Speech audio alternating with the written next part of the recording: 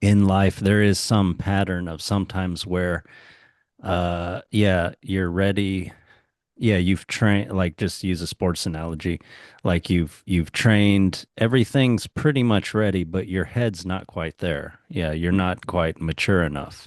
It's yeah, you have the requisite skills in general, but everything hasn't quite come together.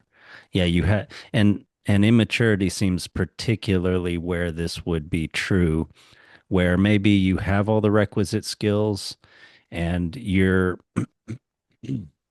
and maybe you've maybe also you've always had promise and people have always told you how good you are, and maybe you're kind of narcissistic about it, and yeah, and you're not, yeah, you're not quite there. You don't have the right soul, exactly, the mixture in your soul. You don't have enough humility, you don't have enough grit, things like that, you yeah. And that seems like the the prince or Hans in this story too. Yeah, he's had some adventure. He's faced the dark castle and being alone and being tormented, and he's shown perseverance through like going through it 3 nights. But he obviously still has like a chip on his shoulder. He's still kind of immature, still, the okay, so these snooty knights are jealous of him. And so he could take that as like, hey, not so bad. Like I can kind of just enjoy the night.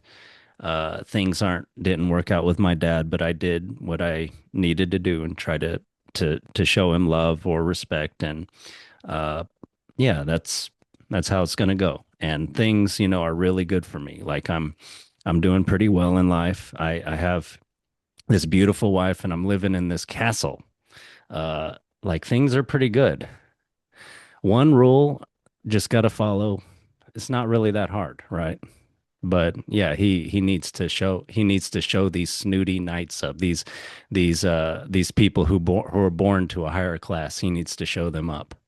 Yeah. So In fact, I want to look at that. I have you sort of I was following you and this idea popped into my head. So um I forget exactly what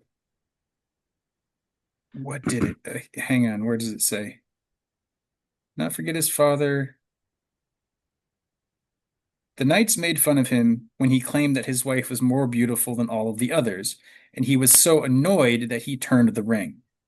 So it's interesting because, and I want to go back to the beginning of the story in a minute because I have more ideas about like the three knights and the changes that happen there. mm, But I will briefly just say that that is he reacts to that challenge passively. He mm, sits and he gets beaten and he doesn't respond, right? Um, and then later he's and he kind of can't respond in that at that point. I think doesn't I don't know, maybe I'm going out on a limb here. No, it doesn't really say. The vicious men just attack him. Okay. So he responds kind of like he goes through the trial and he wins the princess. So he kind of goes through that first character arc that we were talking about, but he's not active in that. He's in bed, he's laying there, he's mm, letting things happen to him, and mm, he's sort of um, you know, surviving the struggle, which mm, is good, and that earns him the mm, princess. mm, But then he gets to a point where he's he's being recognized as a prince. He's sort of come mm, into something of his own there, mm, through the favor of the princess, through the sort of mm, whatever it is that she represents, sort of brings him this favor.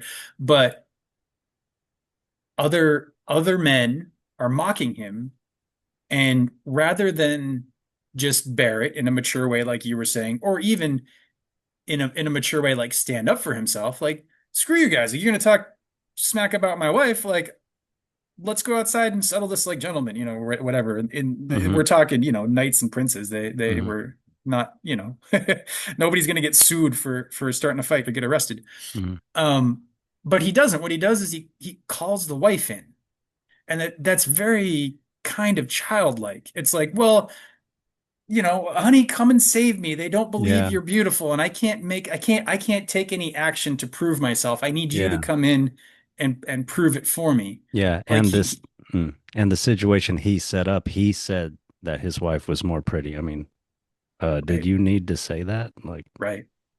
but yeah, Yeah. sorry. Yeah. No, no, that's a really good point that he's already in a position of pride and but pride but he's not feeling confident, right? Because if you're like, well, my wife's hotter than your wife, you're not coming into that conversation from a confident place if you're saying that. Yeah. You're Yeah. you're you're pretty doubtful. So then what I found real interesting was he goes through all the trials and tribulations, the secondary, she leaves him. Well, actually, I wanted to say real quick, she leaves him and she says, "You'll never find me again, even if you wear out these shoes." But Yeah. I thought it was interesting that she left him a note telling him that, and she left him the shoes. Yeah. So it's almost like you don't want to trust what she's saying because what the words are saying is one thing, but what she's saying with her gift and her communication is, here are shoes, wear them out. Yeah. Even if you do this, you'll never find me, but like, why give him the shoes? So the shoes become this object of like sort of an incentive to go on a quest, even if you're not certain what the outcome's going to be. Yeah. Yeah. It's a challenge, right? Yeah. So it's Which the he could have greatest just ignored. challenge. He could have just ignored and been like, well, she's left me now. I'm destitute. But he's like, Yeah. no, I'm going to stand up to her resistance and prove that I'm a good guy, So you then know? he's finally being active.